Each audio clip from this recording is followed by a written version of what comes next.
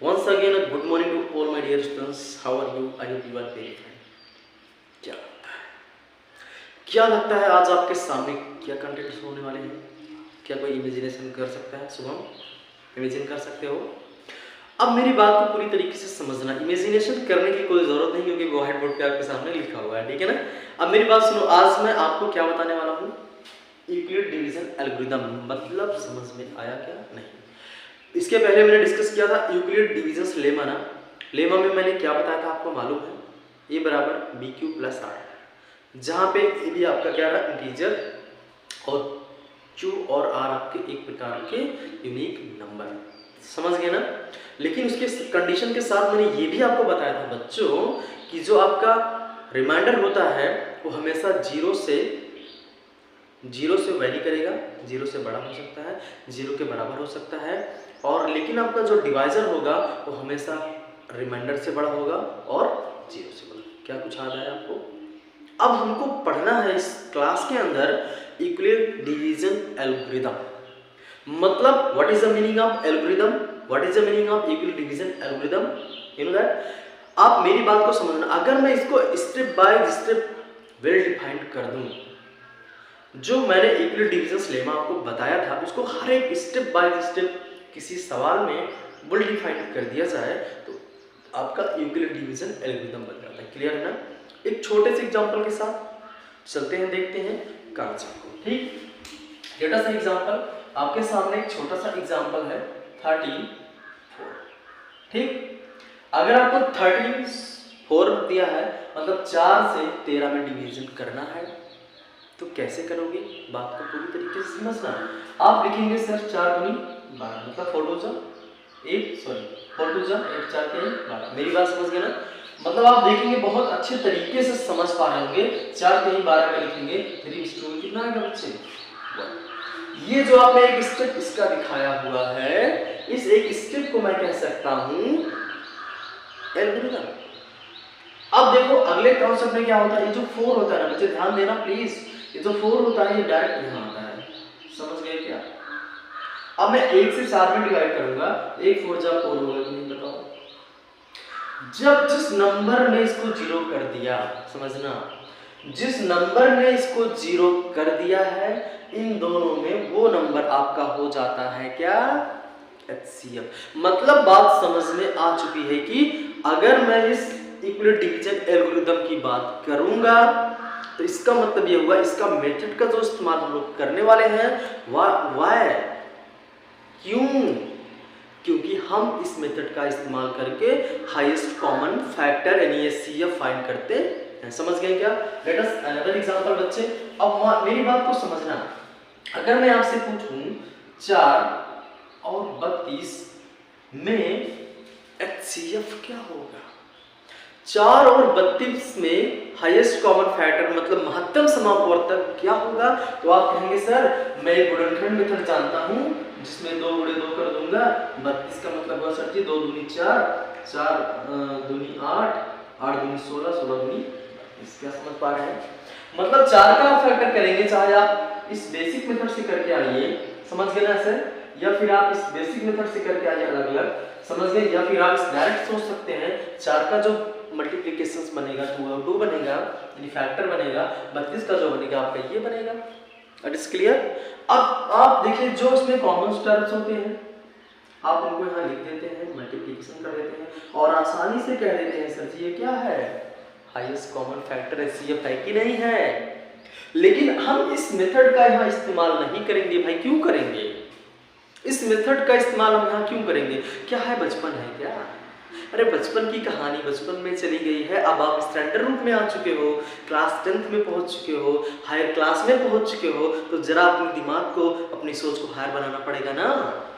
अगर दिमाग को सोच को हायर बनाना होगा तो चलिए हम लोग हायर मेथड से देखते हैं किस तरीके से हम HCF फाइंड करते हैं। ओके, अब देखिए इन्हीं दोनों को सवालों को मैं अच्छे तरीके से समझता हूँ, करता हूँ। अगर इस सवाल को आप देखेंगे 32 4 इस तरीके से करेंगे, 4 और जा कितना आया?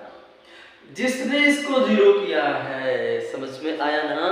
जिसने इसको पूरी तरीके से कट कर दिया है वही उसका क्या बन जाता है? HCF। बताइए उसमें हमने फैक्टर किया, फिर उसको खोजा, फिर कॉमन टर्म निकाला, फिर मल्टीप्लिकेशन किया, तब बताया। यहाँ तो डायरेक्ट हो गया एक लाइन में। मेरी बात समझ रहे हैं ना, किस तरीके से इसे फाइंड करेंगे। अब अगर कोई सवाल बड़ा है, इसका हर एक स्टेप अगर वेरीफाई में कर दूं, लोअर डिफाइन कर दूं, एल्गोरिथम बन जाता है। That is clear. अब मेरी बात को समझ लें। अगर मैं इसको डिफाइन करने चलूं तो मैं यही तो बताया था आपको कि सर ये जो 32 है यही तो आना चाहिए। कब? जब इस 4 को और इस 8 को मल्टीप्लिकेशन करेंगे, 0 को ऐड करेंगे। मतलब कहने का मतलब a बराबर b क्यूब प्लस r। कुछ याद आया क्या? ये हर एक स्टेप में आपका बनेगा, ये लेमा हर एक स्टेप में बनेगा। ये कॉन्सेप्ट है भैया, हर एक स्टेप में बनेगा। मतलब यहाँ आप देखेंगे 32 बराबर 32 प्लस 0, 32 इक्वल टू 32। बताओ समझ में आया क्या? ये है हर एक स्टेप का आपका एल्गोरिथम। एक अच्छा सा क्वेश्चन लेता हूँ, बेहतरीन तरीके से समझाता हूँ, बहुत अच्छे तरीके से अपनी नजरें इस पे गड़ा रखना। ओके, अब देखिएगा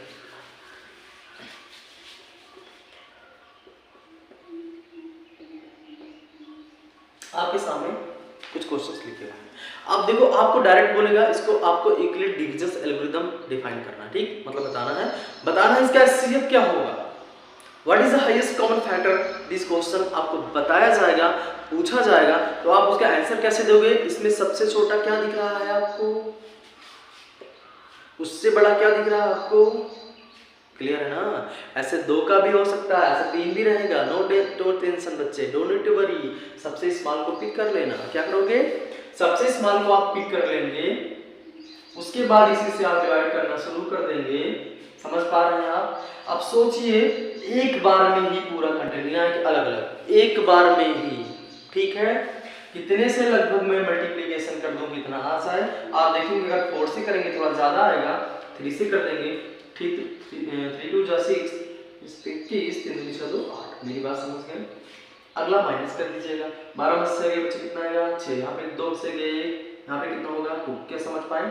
अब मैंने क्या बताया था, ये जो 272 है कहाँ पे आएगा, यहाँ पे। कहाँ पे आएगा, यहाँ पे। और यहाँ हम लिख देंगे 272। क्लियर है की बात? अगर ये क्लियर है, आप बताओ लगभग कितनी बार भाग जाएगी, एक बार जाएगी।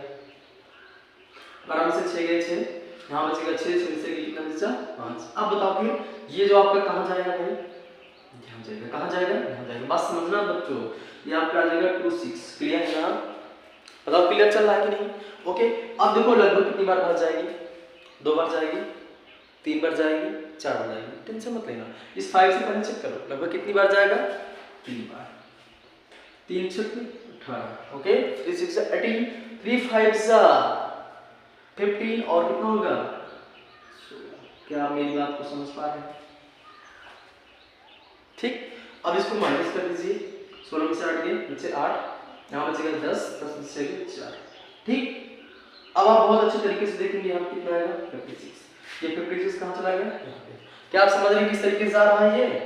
देखिएगा देखिएगा देखिएगा। ठीक, अब कितनी बार लगभग जाएगा, एक बार जाएगा कि नहीं बताओ। ठीक, समझ में आ रहा है ना? नीचे दिख रहा है कि नहीं बच्चे? ठीक, नीचे क्लियर दिख रहा है? अगर नीचे नहीं दिख रहा है तो मैं ऊपर लिख देता हूँ। ठीक है, अभी देखिएगा यहाँ से मैं कर चुका हूँ 48, 56 1। ठीक, यहाँ से देखिएगा एक बार गया 48 आ गया, यहाँ पे कितना आएगा 18। समझ गया ना? ठीक है, कितना आएगा 8, यहाँ पे कितना होगा 4, 48। क्लियर है? आप देखो कितनी बार जाएगा बच्चा 48 बार। क्या आ गया 0। अच्छा, तो किसने 0 किया? क्या इसने 0 किया? नहीं। क्या इसने 0 किया? नहीं। क्या इसने 0 किया? नहीं। क्या इसने 0 किया? नहीं। क्या इसने 0 किया? Yes sir. जिसके पूरे तरीके से कटने पे 0 आ गया है, इसका मतलब जो 8 आपके सामने जिसने 0 पूरी तरीके से किया हुआ है, इसको इसी 8 को हम लोग क्या लिख देंगे? क्या मजा आया? सवाल समझ में आया बच्चों? देखो बच्चों, अब आप शायद समझ चुके होंगे कि इस किस तरीके से मैंने इसको डिवाइड किया हुआ। ठीक है ना? अब देखो मैं समझा रहा हूँ आपको, समझा रहा हूँ कि यूक्लिड डिवीजन एल्गोरिथम को आप कैसे समझोगे, किस तरीके से डिफाइन करोगे। ठीक, अब मेरी पूरी बात को समझना बहुत फोकस के साथ। ठीक, किसके साथ करना है? हाँ, फोकस के साथ। ठीक है, अब मेरी बात ध्यान समझना है। अगर मैं इसको थोड़ा वेरीफाई कर दूँ, आप देखेंगे इसके हर एक स्टेप में लेमा है यूक्लिड डिवीजन का। आप इसको हर स्टेप पे देखेंगे यूक्लिड डिवीजन का लेना है, इसके आप हर स्टेप में देखेंगे इक्वल डिविजन का लेमा है, इसके आप हर स्टेप में देखेंगे डिवीजन का लेमा है, आप हर स्टेप में देखेंगे क्या है। आप समझ रहे हैं मेरी बात। अब कैसे, मैंने आपको बताया था a बराबर BQ प्लस R। इसका क्या मतलब, अगर आपको यहाँ से 10 32 आया होगा, आना चाहिए जब आपने क्या होगा 272 इंटू 3 प्लस 200। समझ गए। पहला स्टेप आपका समझ रहे हैं, स्टेप 1 इस तरीके से आपको डिफाइन करना होगा। आप इसको सॉल्व करेंगे तो आप देखेंगे 32 = 32। ठीक। अब देखो स्टेप सेकंड आपका क्या होता है जी, आपका देखिएगा 272 = 216। बात समझना, 216 इंटू 1 प्लस 56।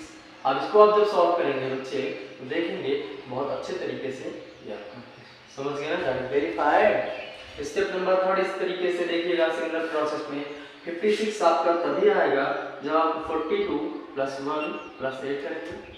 आप देखेंगे मल्टीप्लाई कर देंगे 56 आ जाएगा। ऐसा आपका स्टेप 4, बात को समझिएगा, 48 तभी आएगा जब आप 8 6 + 0 करेंगे तो आप देखेंगे 48 = 48। क्या समझ रहे हैं आप मेरी बातों को? क्या आप समझ रहे हैं मैं क्या बताना चाहता हूँ? मैं ये बताना चाहता हूँ हर एक स्टेप में इसको हमने लगाया हुआ है। कौन सा? डिवाइजर बराबर डिविडेंड बराबर divisor into question plus reminder. समझ गए आप? हर एक स्टेप में देख रहे हैं आप लगा हुआ, हर एक स्टेप में लगा हुआ है, हर एक स्टेप में लगा हुआ, जो स्टेप बाय स्टेप मैंने डिफाइन किया है, वेल डिफाइन किया है, इसको हम लोग कहते हैं यूक्लिड डिवीजन एल्गोरिथम। इस तरीके से आप हर सवालों को लगाएंगे, जितने भी क्वेश्चंस है ट्राई करेंगे, जो सही समझ में आएगा मुझे कमेंट बॉक्स में कमेंट करेंगे। किताबें कोई भी हो, दुनिया की कोई भी किताब हो उसको सॉल्व करिएगा, नीचे कमेंट बॉक्स में जरूर कमेंट करना। बच्चों मेरी पूरी बात समझ लीजिएगा। अब आप इसका क्या मतलब निकला, यह है क्या? इसका मतलब ये निकला कि जब जिसने जो पूरी तरीके से डिवाइड कर देगा वही आपका क्या हो जाएगा, HCF। मतलब इक्वल डिविजन से आप HCF फाइंड कर सकते हैं। क्लियर की बात? ओके बच्चे।